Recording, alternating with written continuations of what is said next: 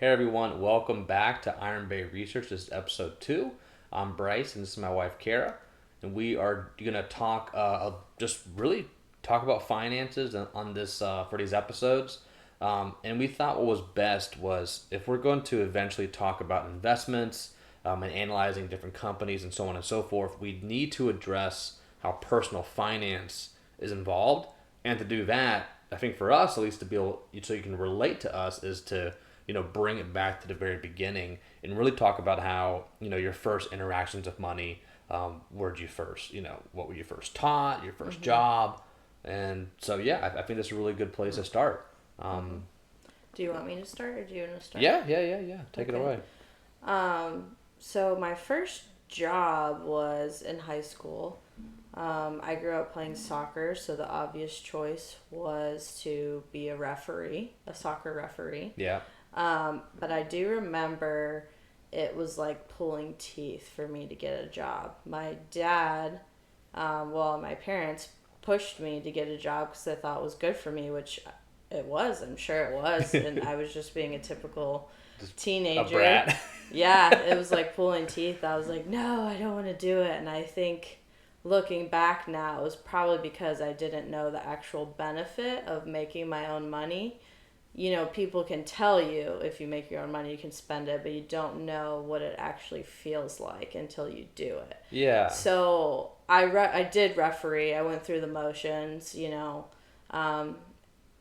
it. I think I just hated working, but I still hadn't made enough money to really see the fruits of my labor yet. So I ended up quitting reffing. I didn't know that. Yeah, I did. I quit, and then I went for like a year without a job.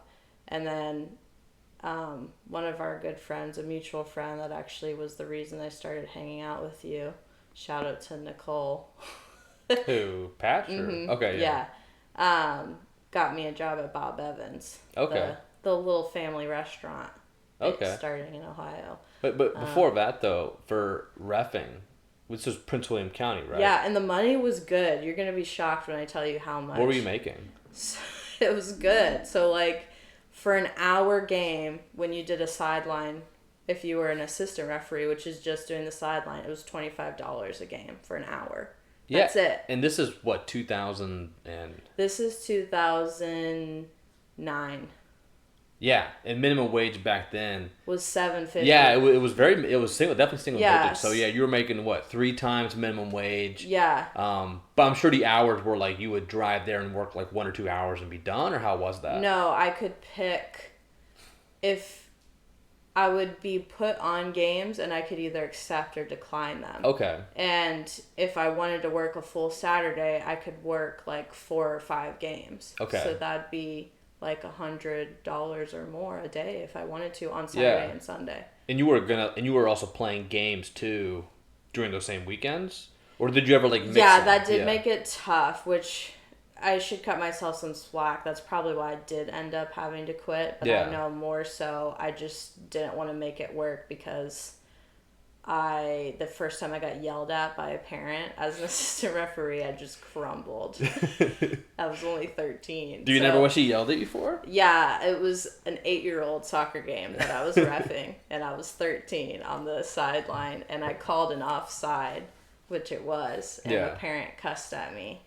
And just laid into me, like right, but just jawing over my shoulder, and I was just like, Yeah, that can't be easy. So just very young. Because you were how old are you then? I was 13. 13. Yeah, that's gotta be tough. So I can see you as you work nowadays, and customers still get yelled at, but no one likes doing that. No, I can't fathom getting cussed at a restaurant.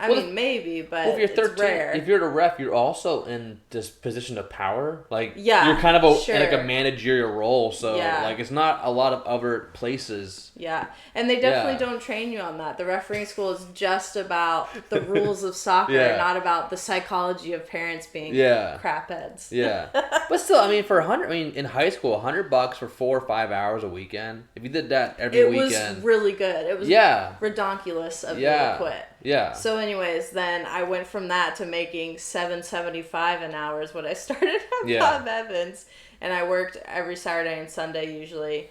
from like I did the 5 a.m. shift to like 1 p.m., which was nice because then I could have the rest of the day. And you were a hostess, right? And I was a hostess, yeah. And I bussed tables. We didn't make tips at all. Yeah. I did start training to be a waitress before I went to college, though, so there wasn't much time for me to take that over.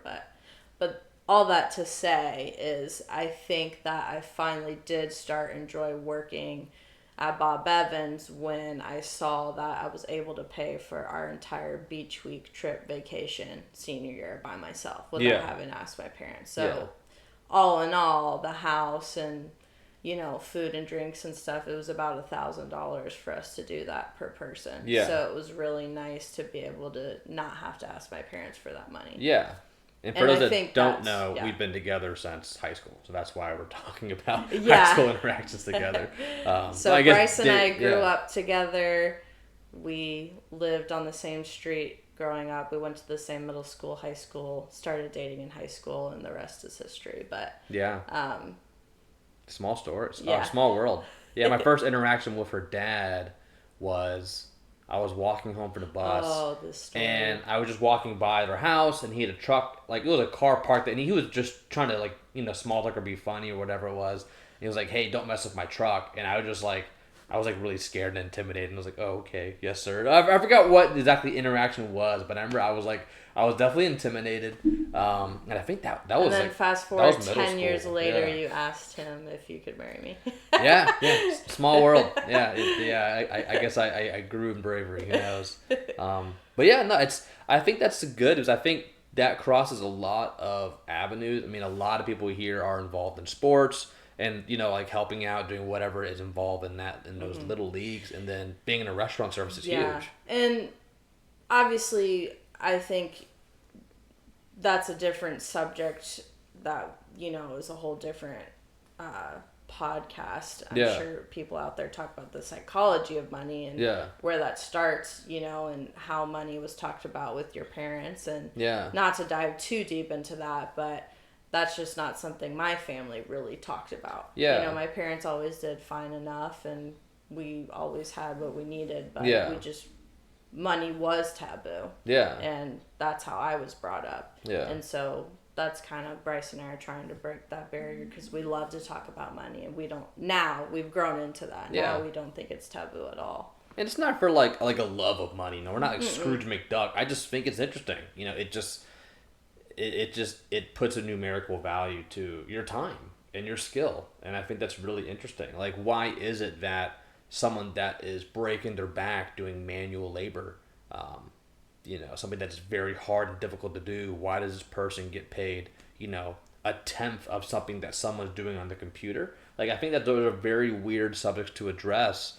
And, when you talk about being a coach, right? I mean, it's you got to look at it from the business's point of view. A ref.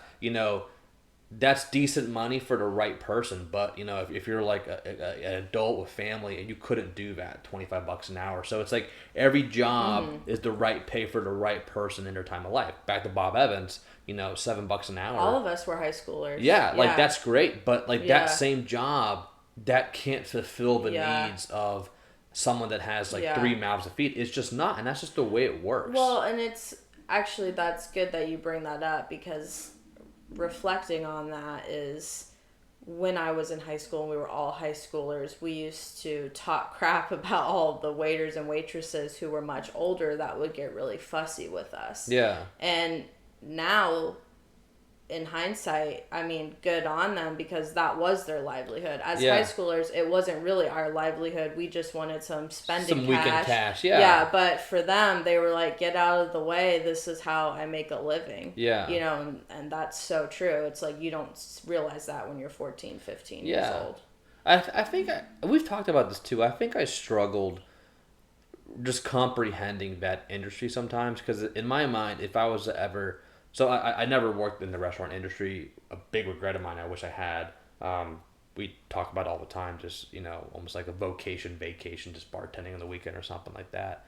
But I've always struggled understanding why the older waiters and waitresses, why they didn't go to a restaurant that had higher ticket sales, be it alcohol sales. And I think I've always kind of struggled with that a little bit. 'Cause it just never made sense. If you're going to these breakfast spots, be Cracker Barrel, Denny's, Bob Evans. I mean, your average ticket price is what, $8, $9. So you got a family of 5. They're maybe spending $80, $90. But if you go to any sort of restaurant that has alcohol sales, I mean, we go to dinner and we just get a drink and an appetizer, and our bill is easily over 100. For the most part, you got your entrees, $20 a pop, and all this and that. So it just seemed like I never really understood that, and I guess that'd be just, what are your thoughts on that? Like, if you'd stayed in, would there have been any reason for you not to? Because you gotta look at it as like a promotion of some sort. It's not an internal promotion, but sure. a promotion within that industry. Like, hey, let me go work at a higher ticket. Not saying it's easier or harder, but just a higher ticket sales restaurant. I think people get comfortable, and with all of the experiences that we've had, which we'll get into, we just don't feel that way. I think we do try to strive for more and better and work harder. So it is, I mean, you bring up a good point. I don't really understand the psychology behind it as I am now, but if you would have asked me a couple years ago before, I really started to work up the ladder in my corporate job. Yeah. I think there's a lot to say for being comfortable if you're able to sustain your lifestyle as you are. Yeah. Like, why shake it up? Yeah, I think that was the one answer that was like, yeah, that was the one I was expecting to get. Like, I'm comfortable here. Yeah. My friends are here to commute, whatever it may be. Right. And when... Oh, whoops. When you're so close to retiring, like we've heard my dad say that, other people say that are close to retiring that we know, when you're that close to being done, like I knew a lady that worked at Bob Evans. Her name was Claire, and she was much older, and it's like she probably only had a couple more years left. Yeah. Which, I mean, you're right. Why not go? I mean, if you're comfortable waitressing, why not go to the Firebirds down the road where you're making quadruple the ticket? Yeah, I forgot about that restaurant. Yeah. In Stonebridge. So it's just like, that is very interesting, but I guess maybe she was comfortable in that situation and just wanted to continue that until she was done. Is Bob Evans still around? Yeah. Oh, yeah, for sure. I've seen it started in Ohio and then went down from there. Yeah. So I think it's like more of a northern thing. I've seen like one on the drive back to Virginia, I think. So we grew up in Virginia. We're here in Tampa now. So in the greater DC area. Yeah. We're from like DMV area. Yeah. And for those that are from that area, I know that you don't mean DC, but everyone knows that you just say it because everyone knows where it is on a map. Yeah, exactly. Okay. So, didn't you used to work at the stadium? The Michelin Center? Was that you? No, that was my girlfriend, Ashley. Oh, okay. Yeah, my sister used to work there too. Yeah. Okay. Potomac Nationals. Yeah. Yeah. Okay. I think I did. I remember going there with her once or something. Maybe I applied, or I do remember that being in the works, but I don't remember actually working there. Yeah, I think you did it for like a fill-in. Yeah, something like that. I think I tried because we wanted to work together, but I just don't recall at all. Okay. Back to the Bob Evans. Because obviously like your dad worked, so did you get benefits? And my mom. And your mom too. At that time she did. Did you get benefits from Bob Evans? No. Really? Not that I was given an option. No. That was my question. Is like, were you able to waive those? Because obviously your dad's benefits were better. You know what? Actually, maybe I misspoke. I don't remember because that's not something I paid attention to because I didn't need them. Yeah. So maybe I was offered, and it's just maybe because the manager knew I was just a high schooler and they just waived it for me. I don't know. Yeah. So I don't recall, but I would assume maybe they do because how do people like that who do those for careers, how do they, I mean, maybe they get health insurance through other avenues like a 1099 does, but I'm sure a lot of big I'm sure chains if you work for like Starbucks or like, TGIF we or whatever. do know off the cuff yeah. that Starbucks Yeah, yeah. offers good health care. That's why a lot of people do that, even for part-time employees, which is massive. I heard about that. Yeah. That's why a lot of people like it. But Well, I didn't hear about it. I read it was like Howard Schultz's like biography. He talked about that was like a really important thing, which makes sense because it's like, and there's a lot of like back dynamics. But if you're looking for a job and the pay isn't well, like I think Lowe's is number one. Lowe's and Home Depot, they have really good benefits where it's like the pay's not there. Your take home pay isn't good, but your benefits help you out. So if you're being given benefits, let's say health insurance costs just $500 a month, right? And you don't have to pay that. Well, then that is saving you $500 a month because a dollar saved is a dollar earned in any retrospect. So there is some jobs where it's like, hey, I'm getting paid less, but the net benefit to my family is better. And then there's sometimes the opposite where it's like there's some jobs like when I was working, it was all under the table when I was doing construction, and there were no benefits there. So it was all they paid you more, but there was zero benefits. So it's just, I think when you look at a job or take any sort of job, in high school or now or even when you're older, you have to look at just what is all going on here. Because I think it's too easy to say, oh, I make 60, 70K, whatever it may be, but they don't really analyze everything that goes with it. Like, hey, what's your commute? What are your benefits? How long are you going to be here? Right. For like, back to coaching, reffing, you make $25 an hour, but, if you show up, and you also have to wait an hour in between a game, right? Then you're really like you have to allocate that time, right? Because if you do one game for an hour, wait an hour, and then do another game for an hour, you got paid $25 an hour, but you were there for 3 hours. Yeah, right. You know what I mean? That makes sense. Yeah, like that was that's what I never got. A lot of people worked in the mall, and they would they work at these stores like Aeropostale or PacSun or whatever, and I think the pay was like minimum wage. Right. So they make like $7.25 an hour, but their schedules were weird. Like they would have to drive to the mall and only work like 2 or 3 hour shifts, and then you have to drive back. So in my mind, I was like, well, you're spending, 20 minutes there, another 15, 20 minutes getting to your spot, and then commuting back.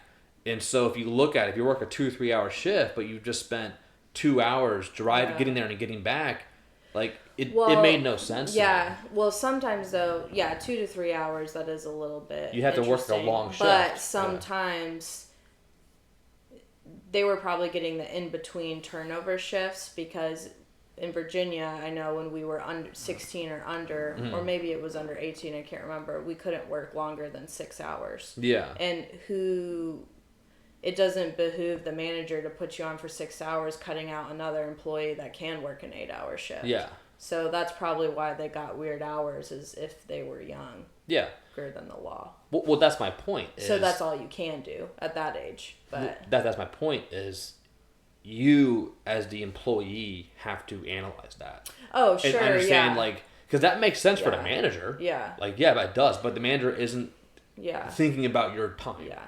But I don't think we can use a high schooler's psychology as a good example because I don't think we're capable of thinking on that and analyzing in that way as an adult would. So we can analyze adults working in that scenario trying to make a living for a family, but a high schooler I don't think is a really good example. Well, I think I was saying when I was in high school, that's when I was kind of seeing that weird pattern. But I think that of high schoolers though, that's what. Because I was talking to my friends. Yeah, and there. I'm saying I don't think that's a good example. We can't analyze high schoolers in. True, but what I'm like in money analytics because are we capable of analyzing money at that age? I mean, yes, you are, but I'm just saying. If you're trying to compare it to decision making, it's flawed because it's a 14-year-old.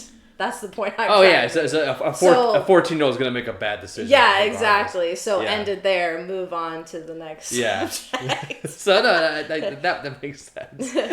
Okay, there you have it, guys. As a recap, we hope you enjoyed. That was our first discussion on my history with money, my work experience, how I looked at money, how my family viewed money a little bit at that age. And we had our very first disagreement. Hopefully that wasn't too cringeworthy for you to watch. It'll get either worse or better. Happens to all married couples. And to reiterate before Bryce closes it out for us, is we've known each other for a very, very long time, 15 plus, maybe even 20 years now. We go back to elementary school days. So it's important to note that we still have differing opinions and these disagreements. And it's something that I think all married couples talk about. And we hope that, again, we're opening up our candid conversations as a couple to you guys and taking it way back. So Bryce can take us into our conclusion, and we hope to see you more. Yeah, we're going to go ahead and continue this conversation on to the next episode. If you found any of this relevant to your situation or you have any comments, we'd love to hear your feedback or your thoughts. And follow us on the next video. Bye. Thank you guys for watching. If you liked this and want more, subscribe or comment below. We'll see you next time here on Iron Bay Research. This is Bryce and Kara signing out.